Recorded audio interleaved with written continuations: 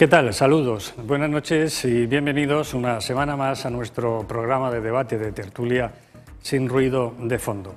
Hace unas semanas traíamos a nuestro programa el Mar Menor. Queríamos saber cómo se encontraba nuestra laguna salada. Queríamos saber esa dramática situación por la que atraviesa ese espacio natural. Los expertos entonces pusieron la voz de alarma sobre un episodio que podría producirse en el futuro. Estamos hablando de la falta de oxígeno, de una hipoxia, casi anoxia, que ayer desgraciadamente apareció con la mortandad de peces. Hoy, esta noche, queremos volver a hablar del Mar Menor. Queremos saber por qué ha pasado esto y lo peor, si en las próximas semanas, en los próximos meses, con la subida de temperaturas, esta situación puede ir a más. Como digo, queremos hablar del Mar Menor y debemos seguir hablando del Mar Menor. Arrancamos.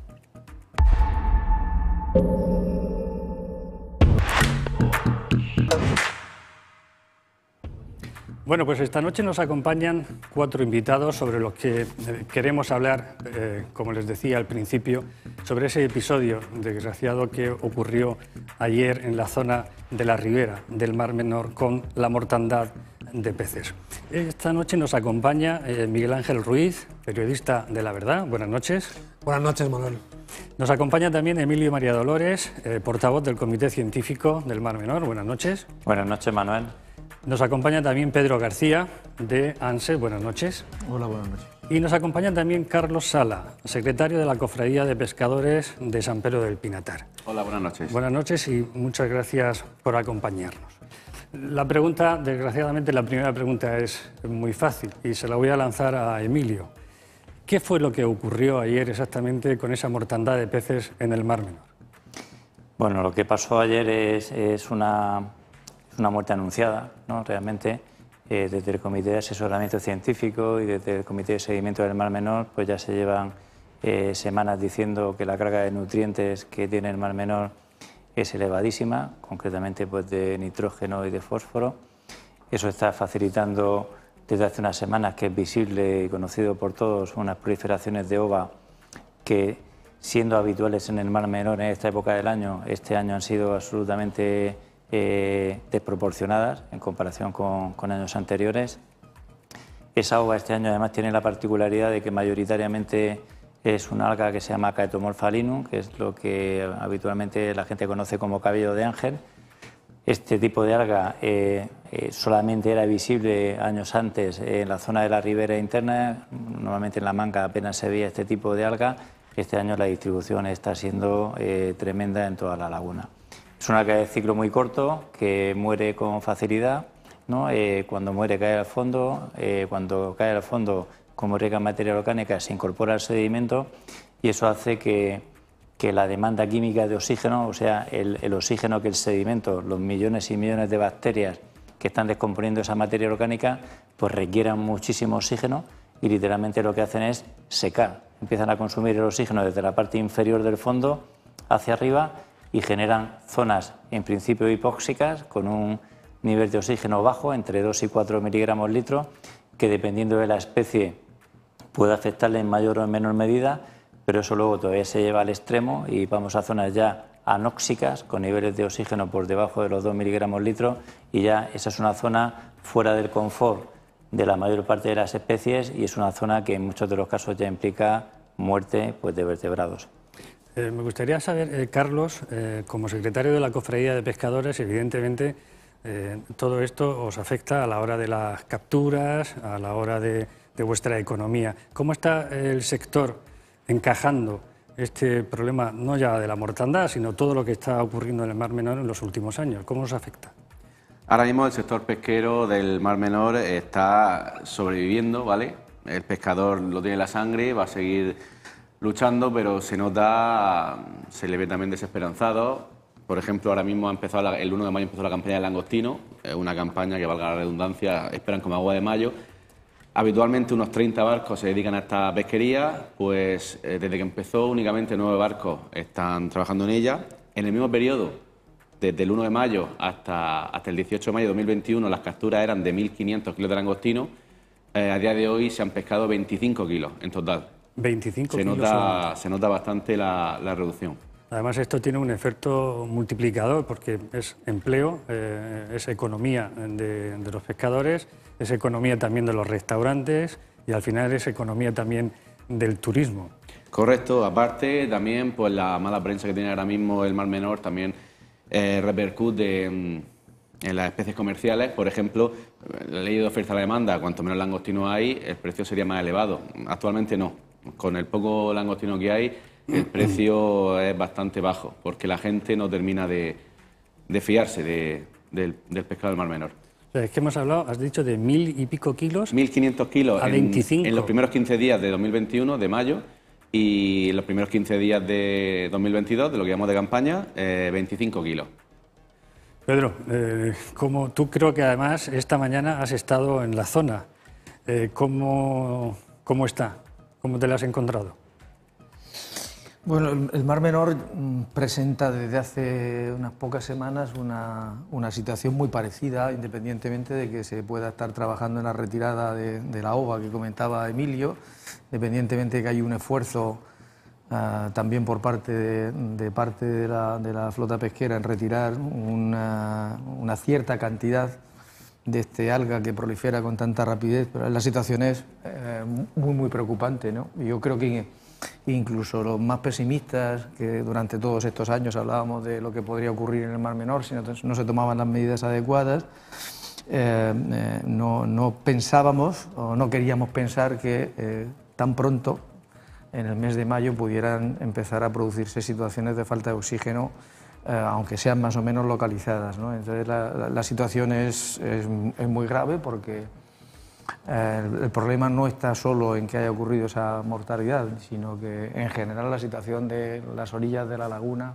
a pesar del cierto esfuerzo que se pueda estar desarrollando, no se está controlando esa proliferación, el agua sigue entrando de forma bastante masiva, el nivel de degradación en general de la laguna ya es muy importante y por tanto no cabe esperar en el corto o en el medio plazo que vaya a haber ninguna medida que haga revertir esta situación, sino todo lo contrario.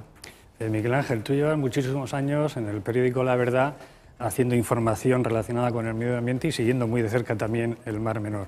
Desde el punto de vista informativo, ¿cómo ves esta situación? ¿Cómo has seguido la trayectoria de este tema?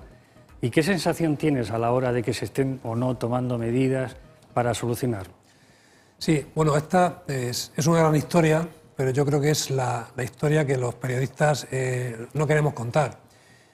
Hay un tópico y es que a los periodistas nos encanta dar malas noticias, nos encantan, digamos, la información sensacionalista, pero no, a los periodistas lo que nos gusta de verdad es dar buenas noticias, ayudar a construir la sociedad, pero nuestra obligación es contar las cosas que pasan, ¿no?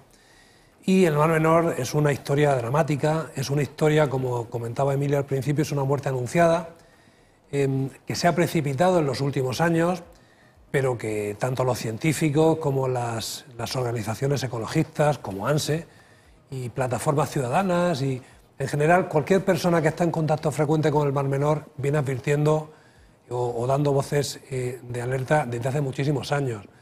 En La Verdad llevamos pues prácticamente 40 años contando, digamos, daños, contando afecciones negativas al Mar Menor y bueno, ahora sería demasiado largo recordar la cantidad de noticias antiguas de la hemeroteca que hemos rescatado durante los últimos años,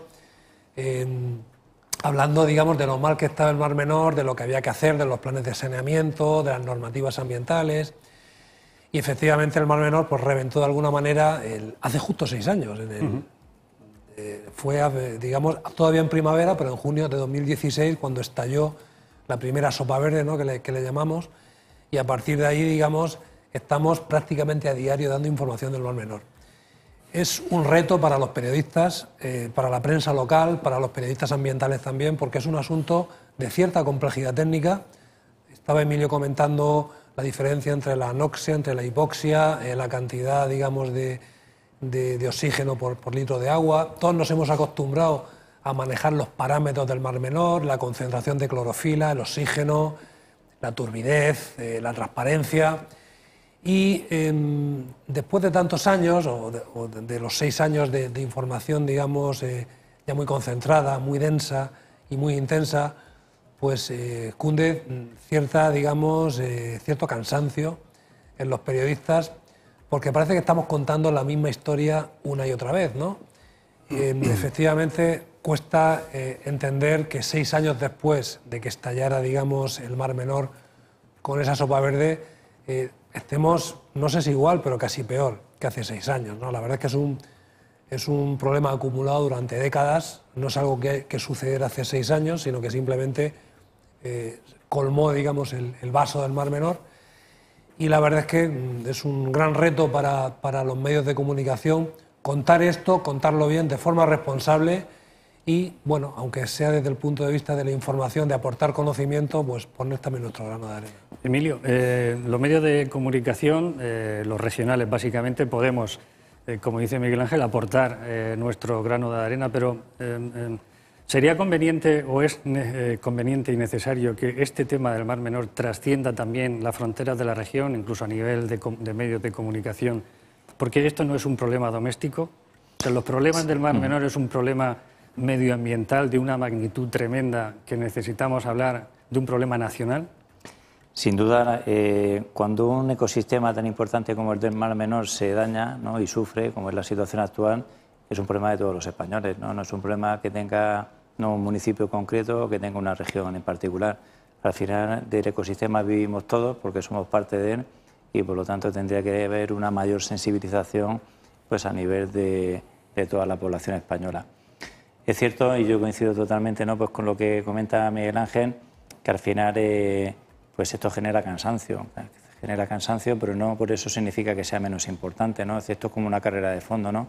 La meta que tenemos es que el Mar Menor mejore, ¿no? La meta que es que deje de entrar agua en el Mar Menor, la meta que es que el sector pesquero, pues, que vive realmente de las capturas del Mar Menor, pues lo pueda seguir haciendo, ¿no? La meta es que cualquier ciudadano, pues, pueda disfrutar de ese entorno, ¿no?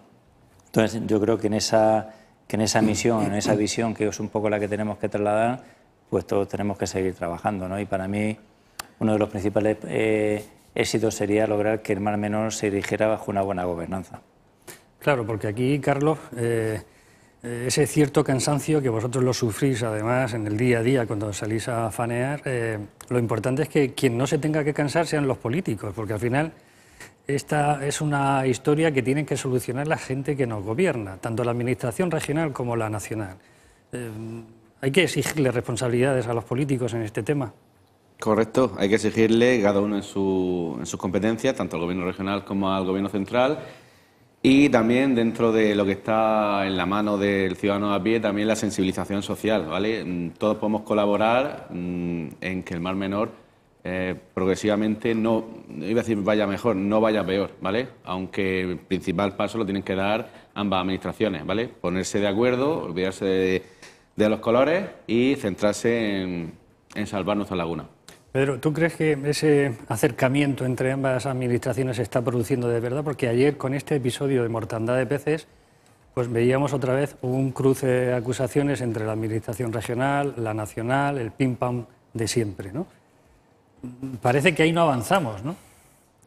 Bueno, y si nos molestamos, por ejemplo, en ver la comparecencia que ayer hizo el consejero de Agua, Agricultura y Medio Ambiente de la Comunidad Autónoma en la Asamblea, veríamos que ese enfrentamiento se produce en la Cámara de Representación de todos los ciudadanos, al fin y al cabo, que es la Asamblea Regional. O sea que yo creo que la región literalmente está rota a nivel político desde hace bastante tiempo.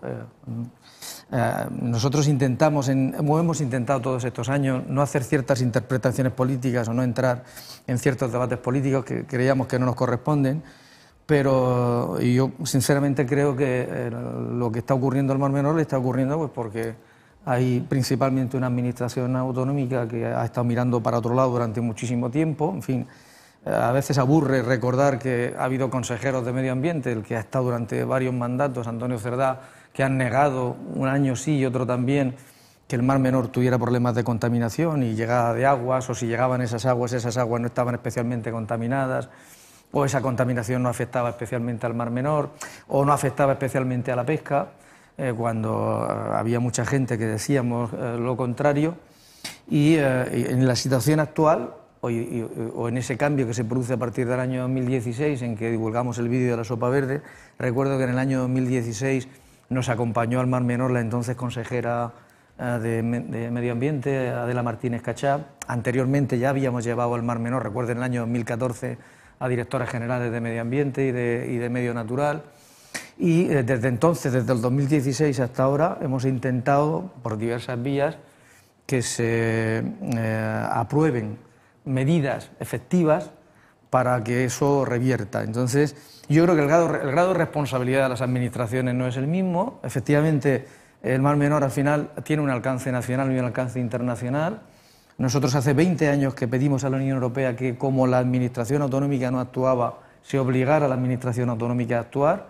Se le obligó a reconocer esa contaminación, pero no se le controló para que se adoptaran las medidas que se había comprometido a adoptar, y como consecuencia de todo esto llegamos a esta situación en la que, desde nuestro punto de vista, el grado de responsabilidad de las administraciones no es el mismo, ¿no? A mí me sorprende, por ejemplo, que habiéndose reconocido ya que hay unas 8.500 hectáreas de regadío ilegal en el campo de Cartagena, todavía el cierre de explotaciones agrícolas ilegales vaya tan lento, ¿no? O me sorprende, por ejemplo, creo que el día de hoy algún medio de comunicación ya recoge o recogéis que algunos ayuntamientos están pidiendo que no se trasvase agua de la que hay almacenada en los embalses de cabecera o en el embalse de la Pedrera hacia los regadíos del campo de Cartagena, teniendo en cuenta que ahora mismo el acuífero está desbordado y está entrando agua por todas partes, ¿no? O sea, al final hemos llegado a una situación tan absolutamente desastrosa, tan descontrolada, que incluso cualquier medida de emergencia que ahora se vaya a tomar no tendría unas consecuencias inmediatas, y sin embargo, si no se toman, las consecuencias económicas negativas cada vez son mayores. Y cada vez son mayores no solo para el sector turístico, no solo para el Mar Menor, no para el sector turístico que vive de él, sino también para la pesca e incluso para la misma agricultura. Y ante esa situación, ahora mismo, la relación entre las administraciones está completamente rota.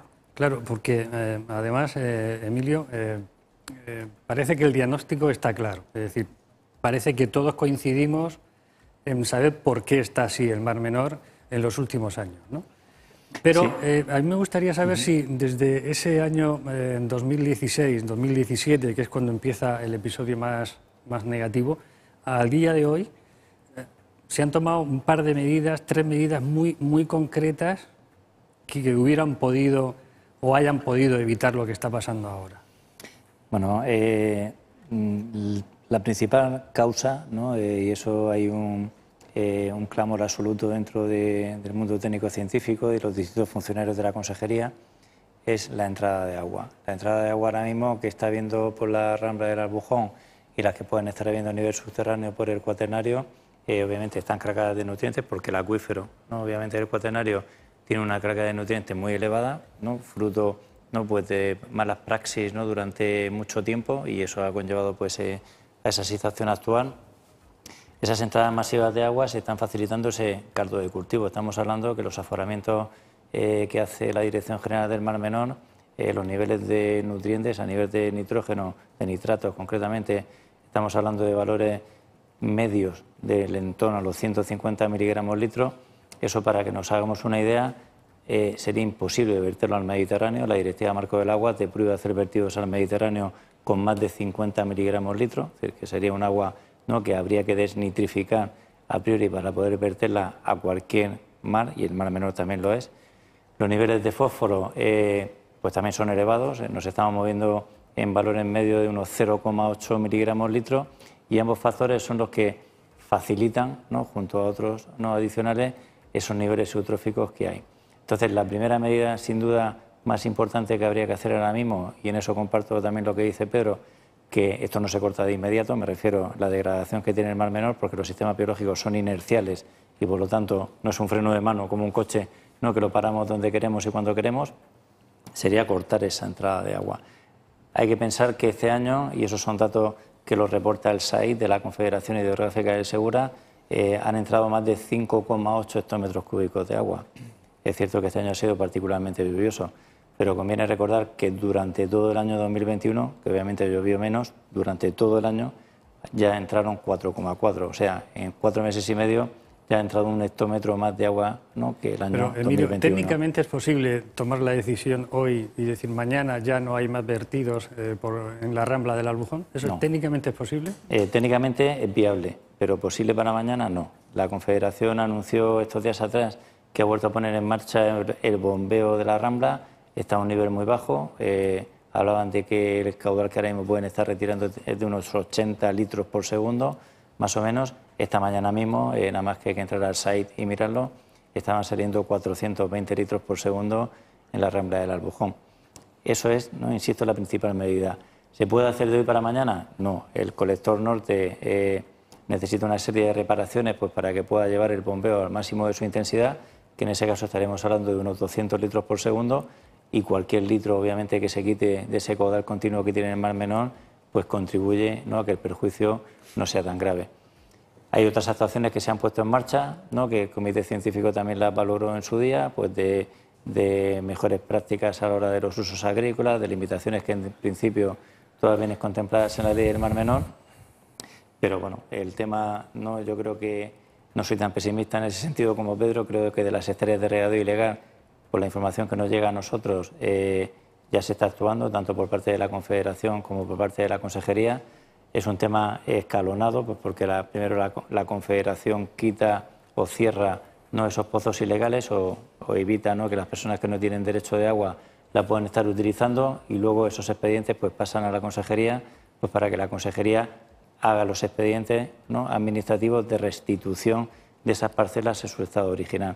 Obviamente vivimos un estado de derecho, que todo el mundo utiliza las herramientas legales, ¿no?, que le permite la normativa, y recurren continuamente este tipo de situaciones. Pero estamos entonces ante un problema burocrático de la Administración. O sea, hemos pasado de tener un problema de vertidos a un problema ahora de un despacho, de un funcionario que es el que tiene que tramitar determinadas cosas. Bueno, yo creo que es un problema de no haber querido actuar. Hasta ahora no se ha querido actuar y se ha mirado para otro lado y se ha consentido que se crezca más allá de lo que estaba autorizado, mucho más allá de lo que estaba autorizado. Es más, parte de las infraestructuras que se han ido poniendo en marcha en los últimos años para cubrir el supuesto déficit del agua, principalmente las grandes desaladoras, financiadas en gran medida con fondos europeos, han servido precisamente para incrementar los regadíos ilegales. Y desde que el problema estalla hasta ahora, primero se ha seguido negando la existencia de irregularidades y se ha seguido negando malas prácticas. Cuando se ha empezado a atajar el problema, nos hemos encontrado con las dificultades de relaciones entre las administraciones, por una parte, y en una administración, desde nuestro punto de vista, la autonómica, que no ha querido actuar con la diligencia adecuada para, primero, eliminar toda esa superficie ilegal, y luego ha habido muy malas prácticas a la hora de ejecutar las pocas medidas que se han ejecutado para intentar solucionar los problemas. Si algo está demostrando lo que está ocurriendo ahora mismo en el Mar Menor es que, por ejemplo, las grandes inversiones que se han realizado en tanques de tormenta no eran inversiones que estuvieran ayudando, que pudieran ayudar a solucionar el problema. Muchos de los tanques de tormenta, además, ni siquiera están conectados con las estaciones depuradoras, ¿no? El gran problema no viene por recoger una pequeña cantidad de agua de lluvia gastando muchos millones de euros que, por ejemplo, se deberían de haber invertido desde nuestro punto de vista en reducir superficie agrícola intensiva o, en el caso, por ejemplo, de las redes de alcantarillado, en hacer una red separativa que hubiera evitado que, con las lluvias que también esta primavera se han producido de forma copiosa, las redes de alcantarillado no se hubieran visto desbordadas en buena parte de los núcleos costeros tradicionales, entre otros. Por ejemplo, Emilio, en las últimas lluvias de primavera pudimos comprobar y grabar que incluso en la zona de la Ciudad del Aire las aguas de alcantarillado estaban desbordadas, con la poca lluvia que había caído, 20 y tantos litros por metro cuadrado nada más, y estaban llegando al Mar Menor. Es decir, durante estos años las inversiones que ha realizado la Administración autonómica no han servido para reducir las ilegalidades por una parte y luego crear infraestructuras o renaturalizar el Mar Menor para que el problema disminuyera o incluso no aumentara. Y entonces, en una situación como esta, con lluvias importantes, las infraestructuras no han servido, no valen. Y es más, llegamos a una situación de colapso de algunas de las infraestructuras que en su día mejoraron. Ahora mismo, las depuradoras del campo de Cartagena, depuradoras como Torre Pacheco, como Los Alcázares, o incluso la depuradora de Cartagena, que depura las aguas de un municipio que es ribereño del Mediterráneo o de una población mayoritariamente ribereña del Mediterráneo, están vertiendo sus aguas hacia el campo de Cartagena, contribuyendo a recargar ese acuífero, ¿no? Es increíble pensar que la ciudad de Cartagena no fue capaz de prever que algún día las aguas de la depuradora, en lugar de arrojarse al campo de Cartagena porque sobraban, pudieran arrojarse hacia el Mediterráneo o se pudieran utilizar en el riego de jardines de la ciudad o en la restauración ambiental de los suelos contaminados de las proximidades de la misma ciudad de Cartagena. O sea, nos encontramos en una situación todavía mucho peor que la que nos hemos encontrado hasta ahora, ¿no? Porque prácticamente todo ha colapsado. Pero, Pedro, estás planteando un paisaje bastante desolador, ¿no? Porque si la Comisaría de Aguas,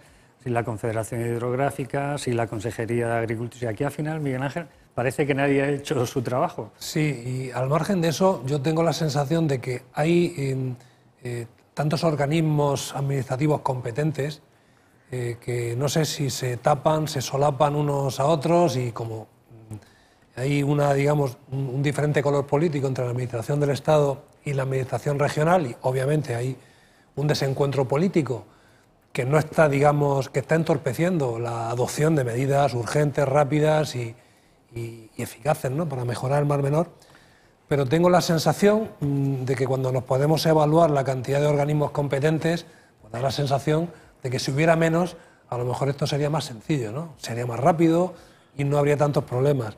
Yo estaba escuchando el tema de los regadíos ilegales y la afección, digamos, de las actividades económicas en el Mar Menor, y yo me estaba preguntando, efectivamente se han identificado 8.500 hectáreas ilegales con procedimiento en curso para ser desmanteladas y restituidas, y yo me estaba preguntando si a lo mejor no es suficiente. Quiero decir, si una vez, digamos, retiradas o cortado el regadío en las zonas de riego ilegal, si a lo mejor no es suficiente, ¿no? Y las hectáreas, digamos, que tienen concesión, que tienen todas las bendiciones legales, a lo mejor siguen perjudicando al Mar Menor, ¿no? Y yo no sé si habrá que seguir avanzando por ahí y si eso puede ser una nueva dificultad, porque hay un sector, digamos, económico muy importante, que es el agrario, la agricultura y la ganadería, que está señalada porque está claro que su actividad repercute directamente en el mal estado del Mar Menor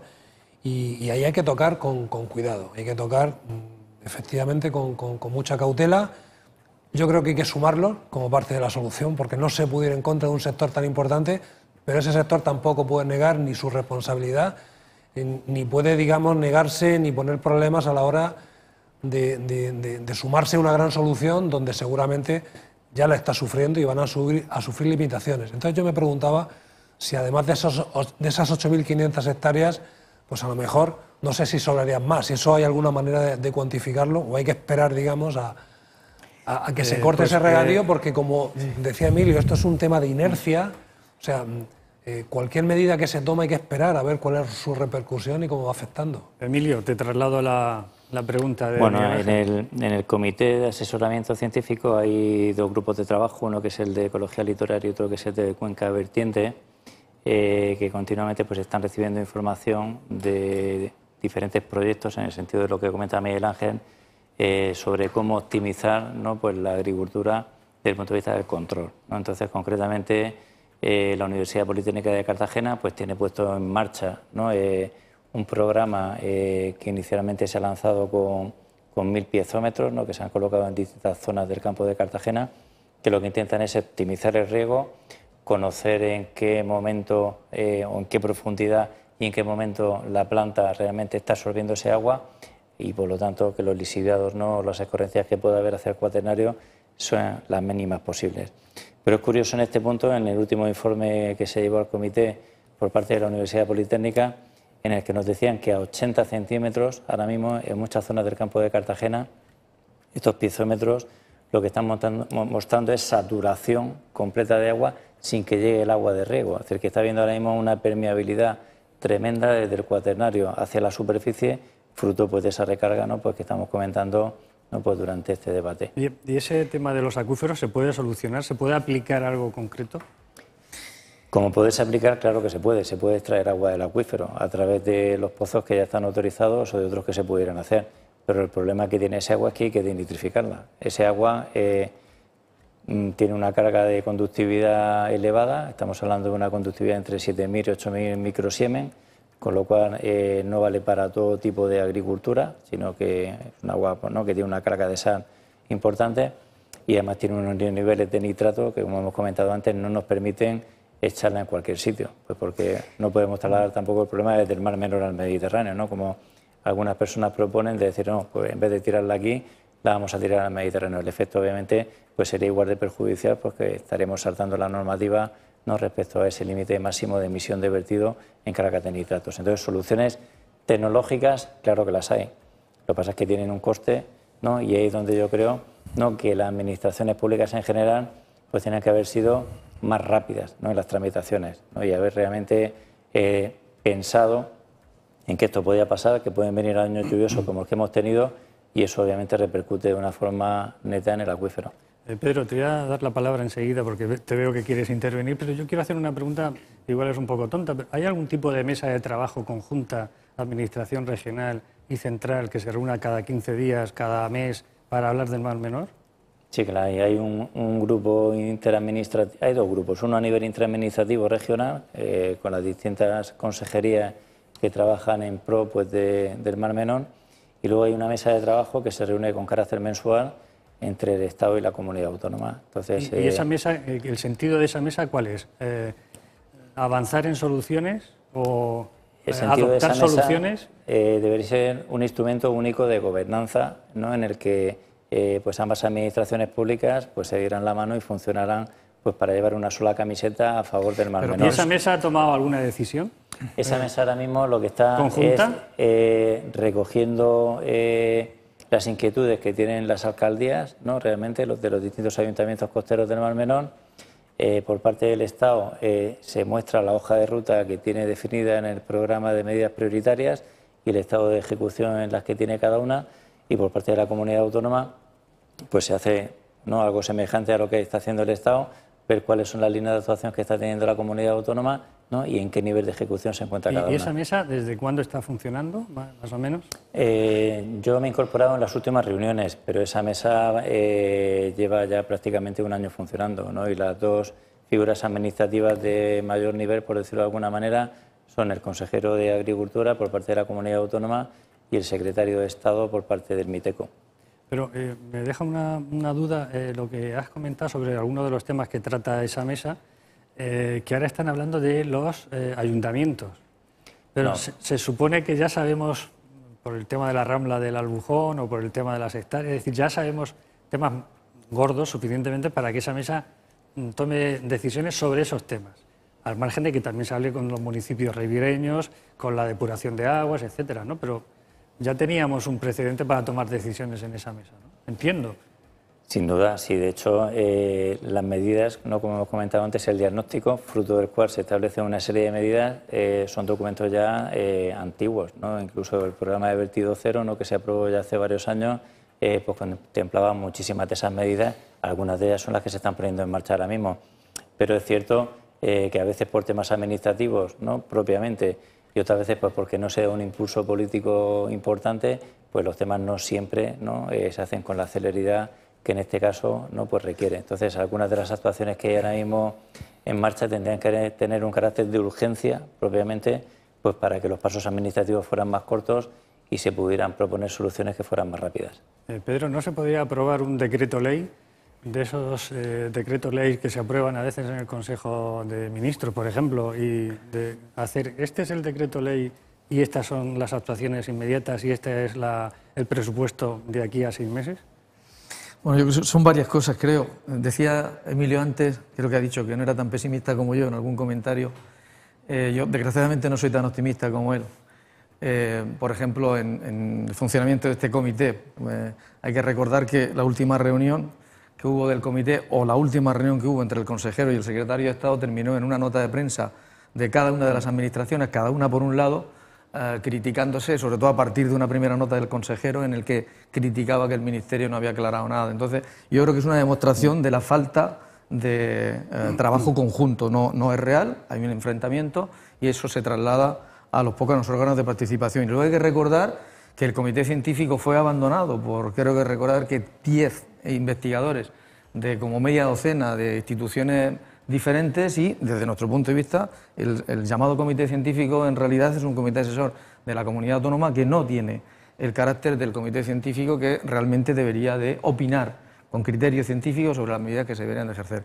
Y otro comité que también incluye la ley, hablando de leyes, la ley del Mar Menor, es el comité de participación social del Mar Menor, que no se ha constituido todavía. Es decir, que muchas de las medidas que se aprueban en las leyes y algunas de las que están aprobadas en la ley del Mar Menor y se aprobaron en el decreto anterior del Mar Menor no se han terminado de poner en práctica. Entonces, el problema es que de lo que se dice a lo que se hace hay generalmente una distancia bastante importante. Se podrían llevar a cabo, se podrían aprobar esa serie de documentos.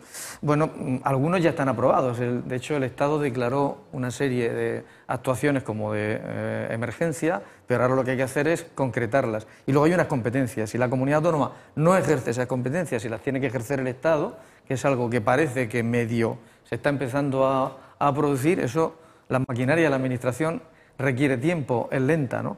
Pero, entre tanto, hay algunas medidas que, desde nuestro punto de vista, que a lo mejor sí se podrían llevar a la práctica. Por ejemplo, ya en estas próximas semanas, desde nuestro punto de vista, teniendo en cuenta el agua que está entrando en el Mar Menor, no es razonable que se inyecte agua del trasvase a la agricultura. Si nos sobra agua en el acuífero, vamos a ver esas infraestructuras que decía Emilio, que no solo se solucionan los problemas con infraestructuras, se solucionan con reducción de algunos sectores productivos, sobre todo en los casos que sean ilegales, con algunas infraestructuras y con otras medidas. Pero por lo pronto no parece razonable que se siga inyectando agua del trasvase del Tajo.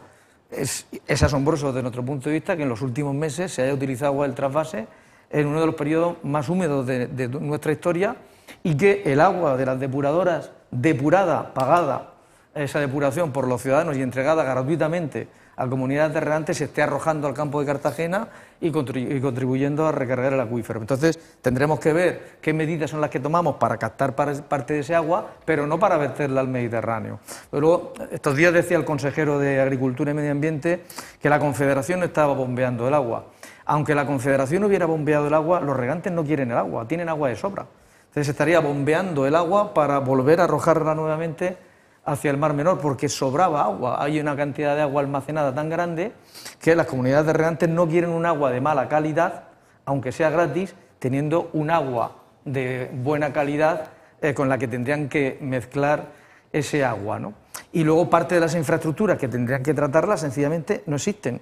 Y esas infraestructuras tendrían que hacerlas por una parte o comunidades de regantes, por otra parte comunidad autónoma, o si las asume el Estado tendrá que establecer un nuevo mecanismo, por ejemplo, de control de la extracción de agua. Eso hablando solo del problema del exceso de agua en el acuífero, que habría otros problemas, ¿no? Carlos, entonces, en fin, hay algunas infraestructuras que están construidas y que no están en uso, como la famosa tubería de la Marina del Carmolí, que se construyó ilegalmente por la comunidad autónoma, que a lo mejor en un momento determinado, en una situación de emergencia, se puede ver qué es lo que se puede hacer, pero si no hay órganos de participación en los que podamos plantear esto a la Administración y que haya un intercambio sincero de opiniones, es difícil hacer nada. Nosotros mismos, por ejemplo, estamos bloqueados en la recuperación de las salinas de Marchamalo. Adquirimos una parte de la concesión de las salinas, hemos invertido una buena cantidad de dinero, hemos presentado documentación y estamos esperando desde hace un año que la comunidad autónoma simplemente nos responda a las peticiones para poder empezar una actividad de recuperación, unas actuaciones de recuperación de la actividad salinera que cuenta con una cierta financiación, pero que sencillamente no tiene respuesta de la comunidad autónoma. Carlos, estamos oyendo que a veces es un problema entre las dos administraciones, un problema burocrático, administrativo, de burocracia, básicamente. Vosotros que cada mañana tenéis que salir a faenar, a levantar la persiana, a trabajar, claro, alguien dirá, y bueno, ¿y qué hay de lo mío, no? Es decir, ¿Y a nosotros quién nos echa una mano? ¿A nosotros quién nos escucha? ¿A nosotros quién nos ayuda, ¿no? ¿Os sentís abandonados en este sentido? ¿Pensáis que nadie cuenta con vosotros? Contamos con el apoyo también por la cercanía, por la empatía que también tenemos con ellos, con el sector del gobierno regional, pero sinceramente todavía nos sentimos un poco diezmados. Yo no querría entrar en el debate de quién es el culpable, más bien te diría quiénes son las víctimas. Las víctimas ahora mismo del estado del Mar Menor, pues te podría decir prácticamente todos los sectores implicados, empezando por las actividades náuticas y acabando por el que creo que es el sector más diezmado, que es la pesca, porque nosotros dependemos íntegramente de que el Mar Menor se encuentre en el mejor estado posible. Ahora mismo, las especies comerciales del Mar Menor son totalmente aptas para el consumo. De manera trimestral, el gobierno regional toma muestras, viene a nuestra lonja a tomar muestras de varias especies que eso y es un hace un mensaje análisis. Que hay que lanzarle a la población, a los espectadores, que estén tranquilos, que lo que Que pueden estar tranquilos, que trimestralmente se hace el análisis, las especies comerciales son totalmente aptas para el consumo, los niveles de metales pesados están dentro de los parámetros legales y estables. O sea que ahora mismo recomiendo a todo el mundo que coma pesca al Mar Menor, que además, aparte de que es apto para el consumo, es bastante sabroso. Pero, ¿y si el Mar Menor sigue como va, qué vais a hacer? ¿Dónde vais a pescar? ¿Cómo lo vais a hacer? A ver, aquí como vulgarmente dicen los pescadores, nosotros vivimos de la pesca. Si no pescamos, pues tenemos que irnos a los albañiles. Es una frase que se escucha mucho allí en la lonja. Si ahora mismo se prohibiera, por ejemplo, la pesca en el Mar Menor o hubiera algún problema que no nos permitiera seguir faenando, sinceramente hay 150 familias que viven de ello, no sabríamos qué hacer. ¿Teméis que este episodio de mortandad de peces se pueda producir pues el mes que viene, en junio, que van a empezar a subir las temperaturas? Bueno, el año pasado fue en agosto. ¿Que las capturas sigan siendo más difíciles? El año pasado fue en agosto, este año ha llegado seguramente más pronto de lo que creíamos, pero bueno, el aumento de las temperaturas pues ha provocado este primer inicio, ¿vale? Ha sido una cantidad relativamente pequeña, 250 ejemplares de especies no comerciales que han aparecido en Soto de la Ribera, pero yo creo que esto es el inicio de algo que ya está anunciado. Seguramente cuando aumente el calor estos episodios se volverán a repetir. Abro la pregunta al resto de invitados de la mesa. Miguel Ángel, ¿tu sensación es que esto se va a repetir probablemente en semanas o en...? Hombre, yo por la experiencia que tenemos de años anteriores, por el estado del Mar Menor, por la información que nos transmiten los científicos y la gente que sabe, pues y la previsión meteorológica, porque parece que vamos a tener una semana de muchísimo calor y a partir de ahora lo normal es que siga el calor en aumento. Todo indica que sí, ¿no? Y yo volviendo un paso atrás acerca de la controversia, digamos, entre administraciones, esa falta de acuerdo que es tan necesaria, yo creo que sobran quizá organismos administrativos y falta una voz común, una voz única, no sé cómo se llamaría esa figura, ¿no? Pero una, digamos, no sé si un comisionado, pero digamos un órgano que llevara la voz y que tuviera autoridad y fuera respetado y que fuera, digamos, la cabeza de una gobernanza única y común para tirar adelante. Incluso independiente, ¿no? Para que nadie... Claro, sí, independiente, pero consensuada, obviamente, entre todas las administraciones, la del Estado, la autonómica y la local. Hay una cierta diferencia entre el paquete de medidas que propone la Administración del Estado y la autonómica. El Estado, como sabemos, es partidario de reducir presiones en origen al Mar Menor y apostar por infraestructuras basadas en la naturaleza, filtros verdes, recuperación de humedales, reforestación, y en la Administración es más partidaria de, infraestructuras de gestión del acuífero, gestión, digamos, del ciclo del agua, para mantener la parte de actividad agraria, ¿no? que se pueda mantener sin afectar el estado del Mar Menor. Yo entiendo que buena parte de ambos paquetes de soluciones son compatibles. Yo creo que lo que necesitamos es menos debate político y que hablen más los técnicos y que se retiren y den un paso atrás los políticos, dejen atrás la controversia y dejen hablar y que se pongan de acuerdo los científicos, los técnicos, digamos, los segundos escalones que tienen un gran nivel, tienen mucha experiencia y tienen capacidad para sacar esto de sobra. Yo creo que lo que está dificultando la recuperación del Mar Menor es la mala política, digamos, la controversia política. Yo creo que hay soluciones técnicas, pero no hay un minuto que perder y hay que ponerse en marcha ya, digamos, con una gobernanza única, que sea efectiva, que sea rápida y que no es tan difícil lo que se pretende. Lo que pasa es que... Claro, pero los espectadores que nos están viendo en casa dirán, estamos de acuerdo, pero ¿quién tiene que levantar la bandera? ¿Quién tiene que dar la salida para que se produzca esa comunión entre las dos administraciones por un tema que ya nos supera en la región de Murcia? Emilio, ¿qué podemos hacer? Pues un poco lo comenta Miguel Ángel, es decir, la gobernanza es esencial. Es decir, por poner un ejemplo muy gráfico que todos los espectadores nos entiendan, eso es como el padre que va con su niño a urgencias pediátricas, lo que menos le importa es las interconsultas que se hayan hecho dentro del hospital, ¿no? O quién le haya hecho la placa o quién le haya tomado la muestra de sangre. Lo que le importa a esos padres que van con el hijo, ¿qué es?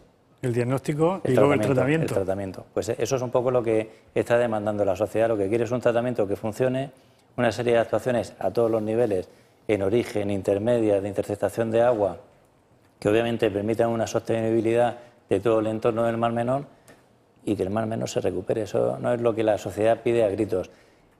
Quiero comentarle un poco por lo que ha comentado Pedro en la parte que me toca, ¿no?, del Comité de Asesoramiento Científico. Ahí no se ha echado a nadie. Es decir, los comités científicos tienen que prestigiarse a sí mismos y para eso es esencial, y en eso sí lo comparto con él, que tiene que haber un debate fluido, diverso, porque es donde luego salen los dictámenes, ¿no?, que luego ya es cuestión de cada gobierno el que los quiera seguir o en su totalidad o en parte o no hacer ni caso a ellos. Pero yo ya he contactado con varios de los científicos que pertenecían al comité y espero, ¿no?, pues que en breve algunos de ellos puedan volver, porque desde luego ese debate es esencial y yo creo que también la sociedad nos está pidiendo a todos, ¿no?, los que estamos dentro del comité científico, que haya ese debate, ¿no?, que realmente, ¿no?, haya una pluralidad de opiniones, ¿no?, respecto a muchos de los aspectos que hay que tratar en relación con el Mar Menor.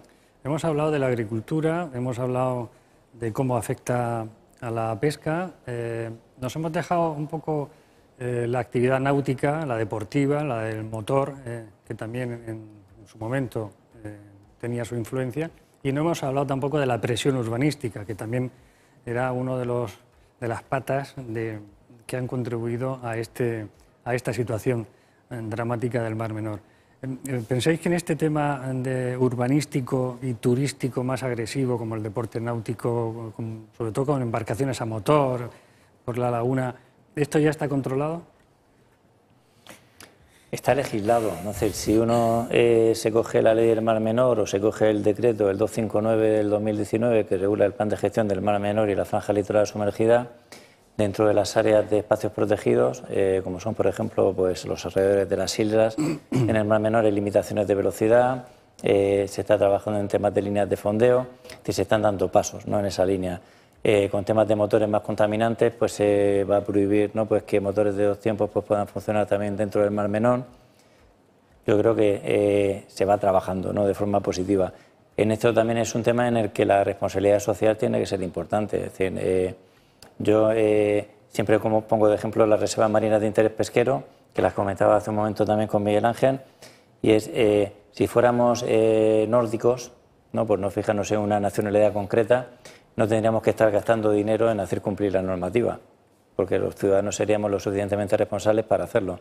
Como no somos nórdicos, ¿no?, pues el Estado y la comunidad autónoma invierten todos los años unas cantidades importantes de dinero en tener una vigilancia casi permanente en todas las reservas marinas. Entonces aquí la concienciación social en torno a la laguna del Mar Menor tiene que ser cada día mayor y todos con nuestros actos diarios tenemos que intentar también que mejore este espacio. O sea que al final somos todos culpables o responsables, ¿no? Bueno, no en el mismo grado. Yo creo que no es bueno. En eso estoy de acuerdo. Creo que no es bueno transmitir a la opinión pública que al final los responsables somos todos de todo lo que pasa, ¿no? Y por incidir un poco en el tema náutico, los comentarios que han hecho Miguel Ángel y Emilio sobre la gobernanza son cosas que algunas organizaciones llevamos escribiendo y pidiendo por escrito desde hace un montón de años, ¿no? Otra cosa es que al final aparezcan en los documentos, pero no se terminan de poner en práctica, lo que decíamos antes de los comités de participación. Al final parece que existen, pero en realidad eso no termina de existir, ¿no? A nivel náutico el problema es que, como todo, va todo muy lento. Una cosa es que se apruebe una regulación y otra cosa es que esa regulación luego se ejerza, no sé. Yo hace apenas, creo que fueron 3 días, fuimos a tomar unas muestras al Mar Menor con un proyecto relacionado con la ostra, con el Instituto Español de Oceanografía, y nos pasó muy cerquita una embarcación a motor que me imagino que de 400 caballos no bajaría, a una velocidad tremenda, de una punta a punta, no sé, sin saber muy bien a dónde iría, ¿no? Porque difícilmente un barco de esas dimensiones, un barco de 12, 14 metros de eslora, tiene sentido que vaya a esa velocidad por el medio del Mar Menor, ¿no? Entonces, y luego digamos que habría un impacto en el uso de esas embarcaciones. No hay, por ejemplo, ahora mismo un control suficiente o una regulación de lugares a los que ciertas embarcaciones no deberían de acceder, ¿no? O campos de fondeo en el entorno de las islas para que cuando llegue una embarcación tenga una cierta regulación para que no se meta en cualquier sitio, no eche el ancla, por ejemplo, encima, yo que sé, de alguna pina que pueda quedar en algún sitio todavía viva o de alguna otra comunidad, ¿no? Y luego hay un impacto de los puertos deportivos. El Mar Menor tiene una de las mayores densidades de barcos por kilómetro de costa de todo el litoral mediterráneo español, y los puertos tienen una incidencia muy importante, por ejemplo, en el enfangamiento de su entorno. Los puertos del sur, pero no solo los del sur, bloquean el paso, impiden el paso de las corrientes, de la poca corriente que se produce en sentido transversal, longitudinal, paralelo a la costa en el Mar Menor, y sin embargo no se actúa para facilitar o modificar esos puertos, de manera, desde nuestro punto de vista, incluso habría que proceder a la eliminación. Por cierto, estamos viendo alguna imagen ahora de alguno de ellos de fondo, ¿no? Entonces, falta casi todo por hacer a ese nivel.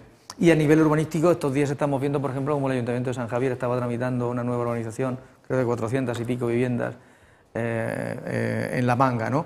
La Manga está colapsada y algunas zonas del Mar Menor están claramente colapsadas, y desde hace años, desde nuestro punto de vista, la prioridad, en lugar de haber tramitado planes urbanísticos, algunos de ellos paralizados judicialmente, no sabemos cómo se van a terminar, como es el caso del Plan Parcial de Nuevo Cartago, para alrededor de entre 8 y 10.000 viviendas en la zona sur del Mar Menor, dentro del término municipal de Cartagena. El problema es que, desde nuestro punto de vista, debería estar trabajándose incluso en lo contrario.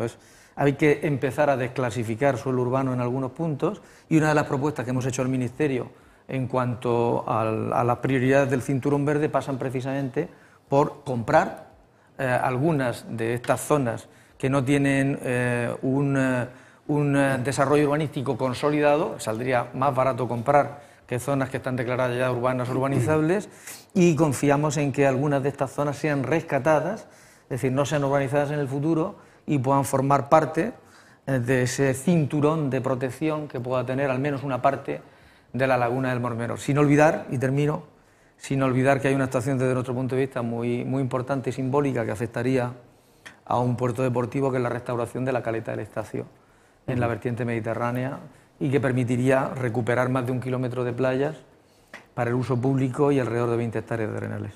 Claro, esta reflexión que hace Pedro, al final es una reflexión que también está en el ciudadano, o en algunos colectivos ciudadanos, que incluso tú antes lo mencionabas un poco, Miguel Ángel, sobre los sectores productivos de la región, ¿no? Estamos hablando de la agricultura, el turismo.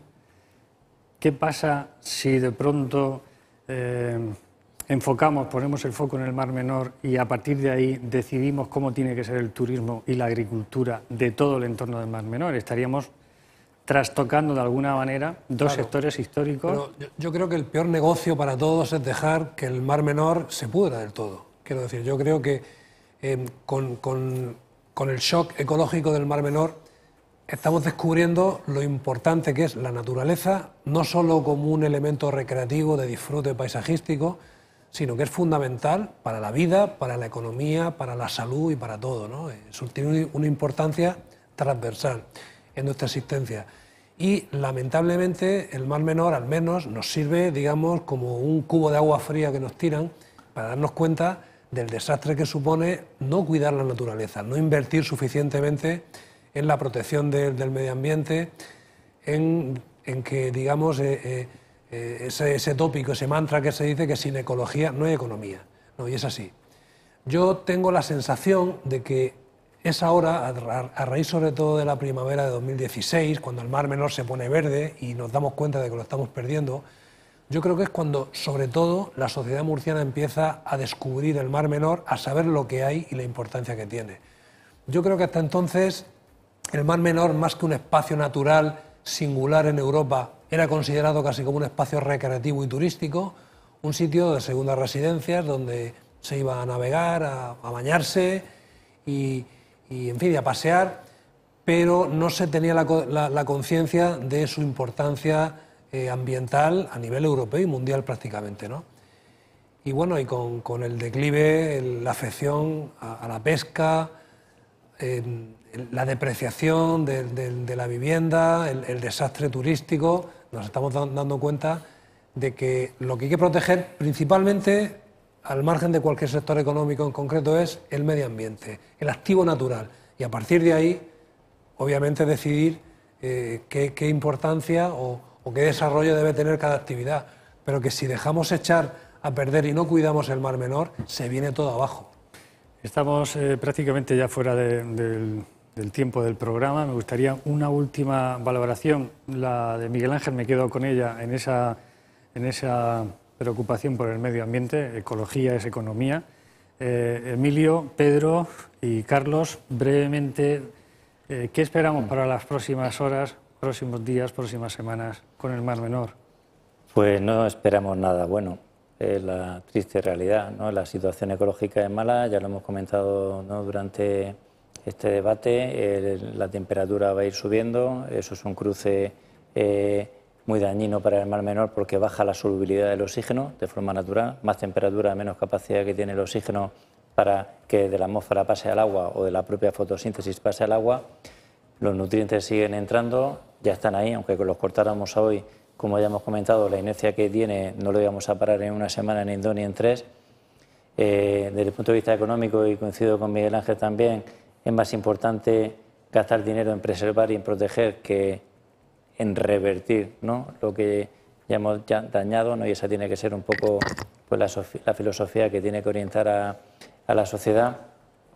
Y para mí ahora mismo pues, la visión más importante del Mar Menor sería, y ya la tuvimos en el 2017, ver que no hay ningún vertido de entrada por la Rambla del Albujón. ¿Y por qué digo esto? Y dame unos segundos. Nosotros en pesca llevamos años haciendo el seguimiento de la angula. Uno de los sitios donde poníamos los monot para atrapar las angulas es justo en la desembocadura de la Rambla, y después de este episodio tan fuerte que hubo de sopa verde en el 2016, ese otoño de 2016, primavera del 17 y prácticamente hasta otoño de 2017 no salió agua. Es decir, se cerró hasta el istmo, ¿no? Realmente hay una continuidad en la arena que hoy está rota, ¿no?, pues por la salida continua de agua.